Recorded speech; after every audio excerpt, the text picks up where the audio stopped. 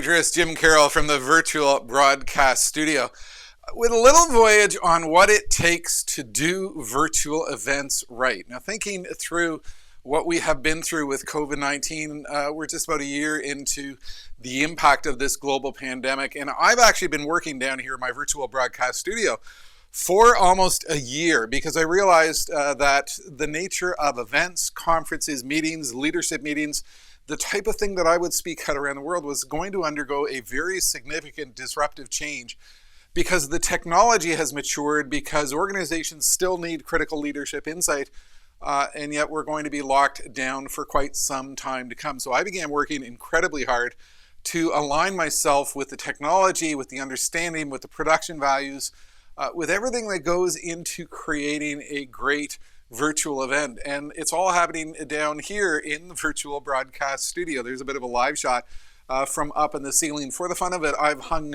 cameras around the room to give people a bit of a perspective as to just what is involved in putting together a rock solid presentation like this. So I've got 10 tips on things that you can do to accelerate and improve the quality of your online virtual events. Number one, come and visit me or visit whatever speaker you are deciding or considering for your virtual event. I like to invite people to come into the studio because it's the best way for you to get an understanding that you can really accelerate what you are doing with your virtual presentations.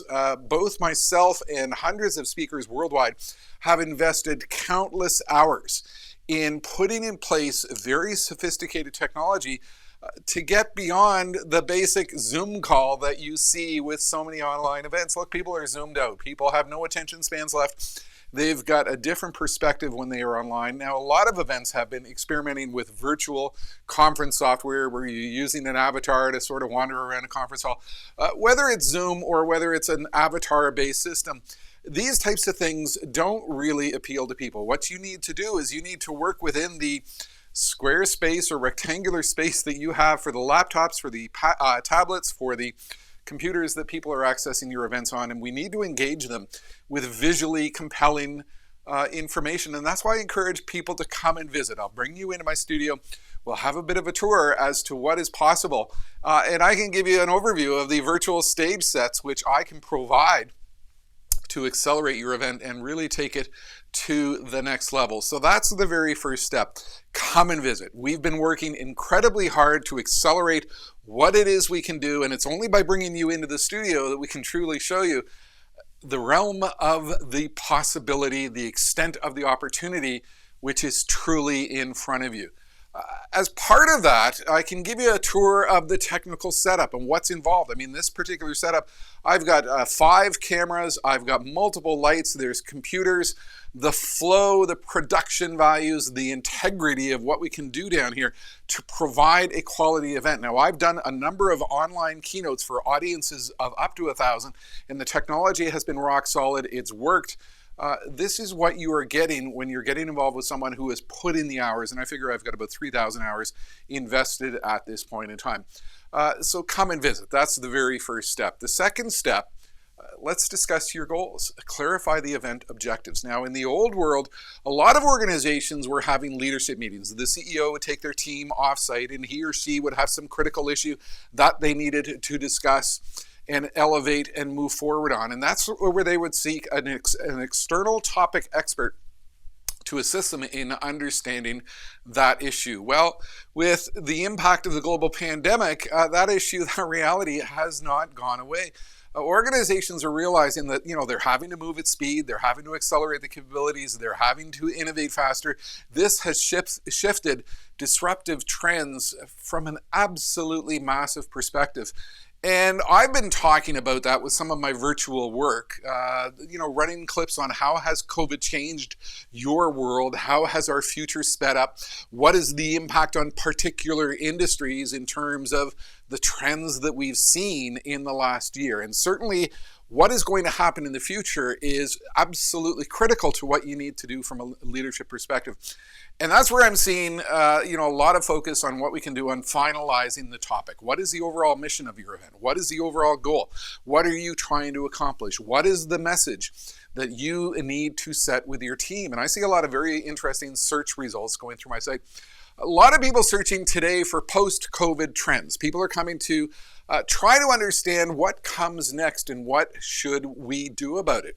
How might we see our industry evolve? What trends were in existence before COVID, and how might those be shifting after COVID as we eventually make our way out of this? Another trend that people are focusing on is trends into 2021. People are looking for near-term insight on what's going to happen in the next 9 months, what we need to do, and what we might see as this very complex circumstance continues to unfold.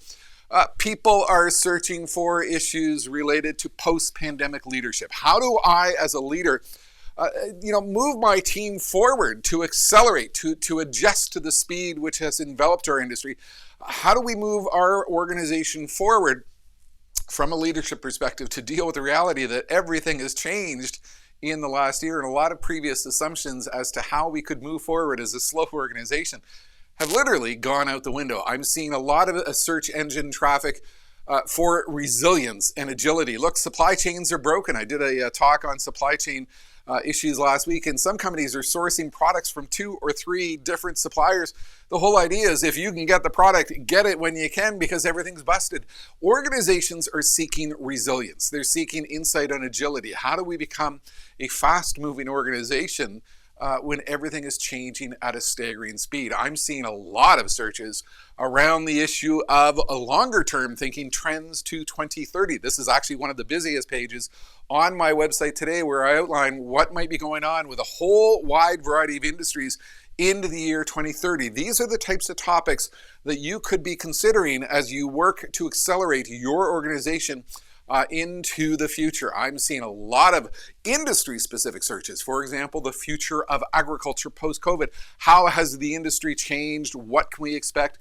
How has retail changed as a result of COVID? We know we've seen the acceleration of last-mile delivery technology and curbside pickup and electronic commerce, but what comes after that? So there's a lot of individuals seeking very specific industry insight into what comes next.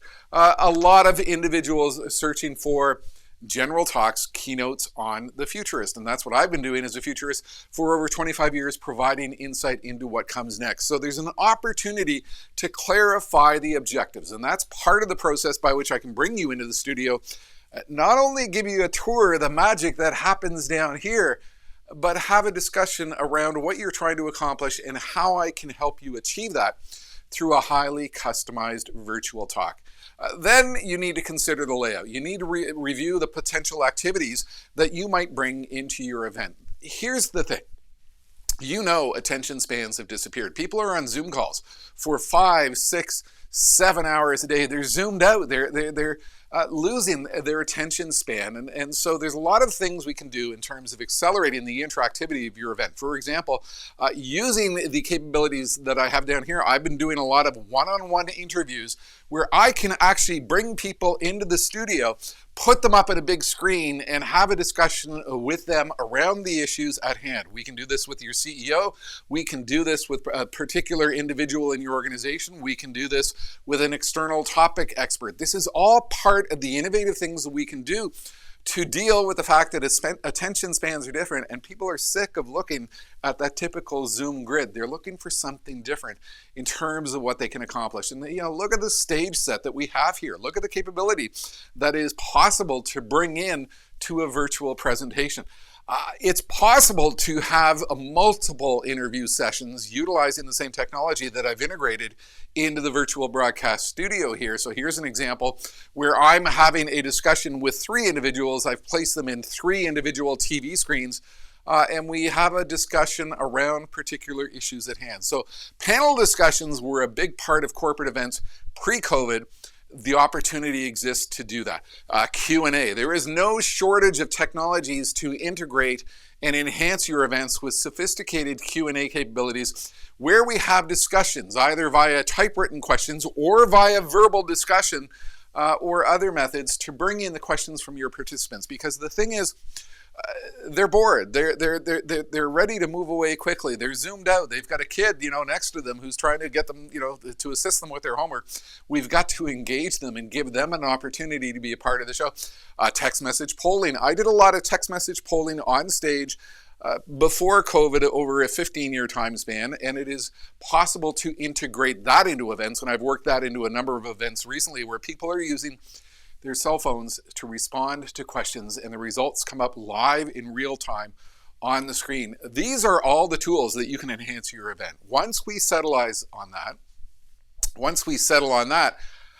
it's time to finalize your agenda. It's critical to understand that the process of virtual is very different from what we were doing in our previous face-to-face meeting world, but it's very much the same. And in the traditional meeting and conference industry, you need to consider the role of the professional event planner. These are the individuals with the accelerated skills whose entire role in life is to make sure that your event runs correctly, runs smoothly, that all the details which go with a high-class professional event are hitting the right boxes. This is the point in time where you've got a good understanding of the flow of your event, the components of your event, the content of your event, all the moving pieces to make it work.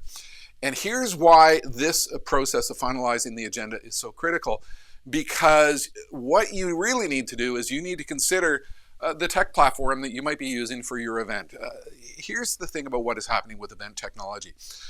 Everybody's been doing their thing on Zoom, and you're very limited in terms of what you can do with interactivity, with engagement, with audience processing. What's happening in the event industry, not surprisingly, given that we are in a disruptive period of time, is we are seeing an absolute explosion in a huge variety of very sophisticated event technologies, and you need a good understanding of the platforms, the infrastructure, the capabilities, the things that you can use to take your event into the next level of professionalism. Now, I can help you with that because I've been working with a lot of this technology on my own. There's a tremendous flood of new ideas and capabilities out there by which you can do things that you might never really have dreamed were possible. And to give you a very real example, a lot of platforms will let you send out your video feed, your event feed, your conference feed to multiple platforms all at once. And I'm doing that at this very moment in time. What you are watching live here right now is actually being fed to a service called a Restream. And it is actually rebroadcasting this feed out to YouTube, out to 2 different Facebook pages, out to Twitter in real time, and out to LinkedIn, and out to a private corporate network. This is the type of technology that is out there. There are so many platforms, there are so many opportunities, there are so many technologies by which you can do more. And part of what you need to do is you need to accelerate your thinking. You need to understand how you can stretch your imagination in terms of the sophistication of the technology platform that you might be using. Once you finalize the agenda and you've settled on a tech platform, it's time to get going. It's time to move to active planning. And here's where virtual events are very different from previous face-to-face events and conferences. It involves way more complex management of process, a management of the live show. Let me give you a case study here. Remember the Emmys, remember the Oscars? There was a very famous video behind the scenes at the Oscars, and it showed what the fellow was doing as the producer to pull together this massive television show, what he was doing in the control booth, out in a trailer in the parking lot in Los Angeles to pull it together. Well, guess what? He's now doing that work to produce the Oscars, the Emmys, from one sophisticated virtual producer screen in his living room. What has happened here is the emergence of a whole new skill, a whole new capability of individuals who are working to put together very sophisticated online events. You need one of these individuals to help your show, to help your event, to help your production go ahead smoothly. We saw this with the Democratic National Convention. We saw it with the Republican National Convention. We saw very sophisticated setups where people were using a lot of technology behind the scenes to manage the video feed that was going out, and to coordinate all of the speakers coming in, to coordinate all of the content. Here's a behind the scenes picture at the DNC last summer of what was involved as the team put together this massive virtual event. This type of expertise is emerging in the online world, and I'm witnessing it firsthand. There's a fellow I know, and I'm actually going to bring him into my reinvention show in a couple of weeks, named Kevin Lyons. And Kevin is an association executive, and he is putting together very detailed 3-day-long conferences for the nursing community that involve an incredibly sophisticated range of technology to take it live, to bring in multiple guests, to have panel discussions, to review PowerPoint decks, to share content, to have audience engagements. And it is an absolute marvel to watch the sophistication that he has put in place. These are the types of individuals that are out there, and you need this level of sophisticated production value, this level of sophisticated production capability to bring this type of quality to your virtual event, because when you do that, you can elevate your event into a realm that is simply staggering. Now, I recently interviewed a meeting professional about what she has done to become a digital event producer. She previously managed large-scale conferences in Las Vegas and elsewhere. She's now migrated her skills to the virtual event world, and that's absolutely critical. You need to discover what's possible. Plan for PR. The next step is to make sure people are aware of your event. They're flooded by virtual events. You want to make sure they sign up. You want to make sure they hit that registration button. You want to make sure that they're going to see so much excitement in your event that they're going to be part of it. And I'm seeing some interesting trends here. I spoke at 2 conferences last year. One was the CAHIIM, a medical conference of accredited medical professionals. The other was the P2PX Expo. What both of these organizations did was they actually, for their virtual event, they ran little pre-events. They ran little separate events in advance of the main event that talked about some of the issues that were going to be covered in the main event, that were used to encourage and tease and entice individuals to sign up in registration. There's no shortage of new ideas that are out there with the whole process and the idea in mind of getting people to sign up to your event. And I've been working to do that now. I was doing that before COVID. For a lot of the keynotes where I would go in and get on stage, I would film a 2 or 3 minute professional video clip that talked about the issues in the room, that would talk about the industry issues that we were going to cover, that would encourage people to think about the issues I would cover in my keynote, and encourage them to sign up and hit the registration form. And these were short, designed to be 2 minutes and 20 seconds so they could be shareable on Twitter. These were used as part of promo campaigns, mail-out campaigns, social media campaigns to get people to hit that registration button. So there is no shortage of opportunities, ideas, imaginative concepts to encourage people to sign up for these events. And you need to do this because we are in a world in which people are inundated with content. Their attention spans are challenged. You need to do something unique to make sure that they want to be a part of your event. Step 9, do a dry run. What we need to do, because there's a lot of moving pieces and there's a lot of distributed technology and people are all over the place, we need to do that dry run. And I've participated in a lot of these where I'm coming in with all my gear and we're walking through the process and we're making sure everything works. Once you do this, you can be extremely confident that your virtual event is going to go extremely well with all the moving parts that are involved. And at that point, you go live. You hit that button, you take a deep breath, your event is ready, you go live, and you know what? It works. People seem to be terrified of going live with a virtual event, but once you do these things, once you establish the content, once you establish the strategic direction, once you do what you need to do, it's just like what we used to do on those big stages in Las Vegas. I would walk out on stage in Las Vegas with a production crew of 100 people behind the scenes. And now in the virtual world, there are an equal number of teams with all kinds of new capabilities to bring you sophisticated concepts with all these moving parts to provide you the clarity and the perception and the reality that you're going to be fine with what you are doing with your virtual event. Look, every list of 10 things has to go to 11. And I think one of the final things you should think about is maybe rethink your entire concept of doing a virtual event. Maybe you need to consider short, sharp shocks of strategic information. Maybe you don't want to do a 1 hour Zoom conference. Maybe you don't want to schedule a full day online virtual event, but maybe what you want to do is you want to film short video clips that you can share with your leadership team on an infrequent basis, once a week. You stretch out this virtual content on the important critical issues that you need to educate your team on, but you stretch it out. And that's a realm of the possibility of what we can do here. Look, way back in 2010, Deloitte South Africa hired me and we filmed a custom video for them. What do world-class innovators do that others don't do? And we put together a 20-minute video that was shared in a variety of methods with their team. And then we cut it up and we shared that over a period of time with individuals. Since then, I've been working on professionally produced, customized videos to accelerate the insight of leadership teams. I work with my overseas video producer, which takes the material which I film in my green screen studio here. We enhance it with relevant content. We enhance it with graphics, and we accelerate your capabilities.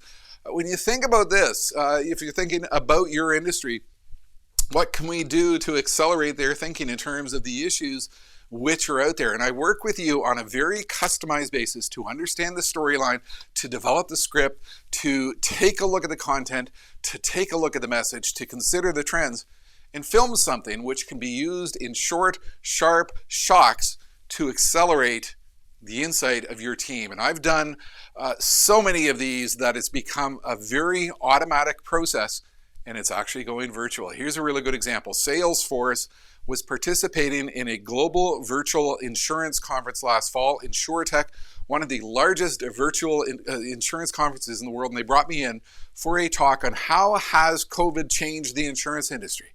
And we put together a very concise, professionally produced video production, which was used to provide people insight on that particular topic. So maybe you need to consider that you don't really need to do a virtual event.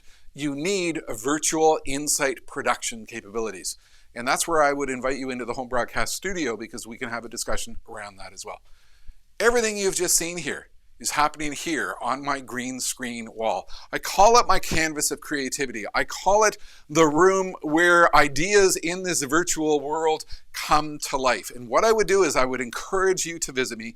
We can have a discussion about what you can do to accelerate your virtual event and truly take it into a world of professional production values, customized insight, very concise leadership insight on what you need to do in a world in which the future belongs to those who are fast. I'm going to wander back over here to the desk and check all the systems and make sure they are all good to go. And thank you for watching.